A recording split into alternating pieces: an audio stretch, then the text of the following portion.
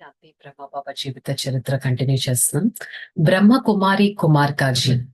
जो कि इस ईश्वरीय विश्वविद्यालय का मुख्य प्रशंसक भी कहते थे बाबा हम वस्त्रों को जब पहाड़ी पर ले जाते हैं तो बाबा की आयु 70 वर्ष से अधिक होते हुए भी बाबा की रफ्तार सभी से तेज होते हैं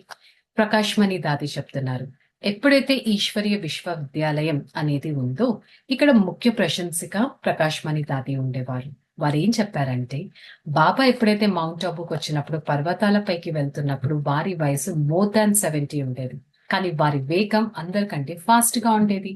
पर्वत पर चढ़ाने वाले बुद्धि माताओं भी होती थी और छोटी आयु के गोपी थी परंतु बाबा के साथ होने के कारण सभी इतना खुशी होते थे पर्वत पर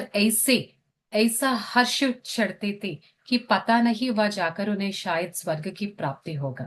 ఆ పర్వతాలపైకి వెళ్ళేటప్పుడు వృద్ధ మాతలు ఉండేవారు చిన్న చిన్న అమ్మాయిలు ఉండేవారు అయినా కూడా బ్రహ్మ బాబాతో వెళ్తూ ఉంటే వారికి ఎంత ఆనందం వేసేదంటే ఇక్కడ ఏదో స్వర్గాన్ని ప్రాప్తించుకున్నామనే హ్యాపీనెస్ ఉండేది पर्वत पर चढ़कर बाबा और मामा सभी वस्त्रों को ईश्वरीय ज्ञान की रमणीक रहस्यां से बतलाते ही वे उन्हें पृथ्वीवत मातृव्रत स्नेह देते थे तथा उन्हें योग में बिठाते थे సో బాబా అందరికీ ఒక తల్లి తండ్రిలాగా అందరినీ యోగంలో కూర్చొని పెట్టేవారు చెప్పేవారు అనంతమైన తండ్రి వచ్చారు వారు అక్కడ వాతావరణం ఇక్కడ ఎంత స్వచ్ఛంగా శాంతిగా ఉంది ఇలాంటి వాతావరణం సదా పరమాత్మ స్మృతితోనే కలుగుతుంది ఎంతగా ఎంతగా ఆనందదాయకమైన ఈ ప్రపంచం ఈ విధంగా తయారవుతుంది మరి ప్రతి ఒక్కరూ అంతర్ముఖిగా అయి మోస్ట్ బిలవెడ్ అతి ప్రియమైన తండ్రిని స్మృతి చేయండి ప్రతి ఒక్కరూ అజ్ఞానం అనే నిద్ర నుంచి మేలుకోండి ఈ సృష్టి యొక్క ఆది మధ్య అంతిమ రహస్యాన్ని అర్థం చేసుకోండి అని ఈ విధంగా బ్రహ్మబాబా చెప్పేవారు ఇలా చెప్తూ బ్రహ్మబాబా నేత్రాలలో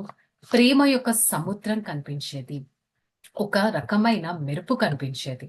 వారు శివ్ బాబా యొక్క మధురమైన స్మృతిలో ఉన్నట్టయితే వారి సన్ముఖంలో కూర్చున్న యజ్ఞ వస్తులందరికీ యోగ దృష్టితో యోగ స్థితితో కూర్చొని పెట్టేవారు ఈ విధంగా ప్రతి ఒక్కరిని న్యాచురల్ క్యూర్ అనేది పరమాత్మ బ్రహ్మ బాబా ద్వారా చేయించారు నెక్స్ట్ ఏంటనేది రేపు తెలుసుకుందాం ఓం శాంతి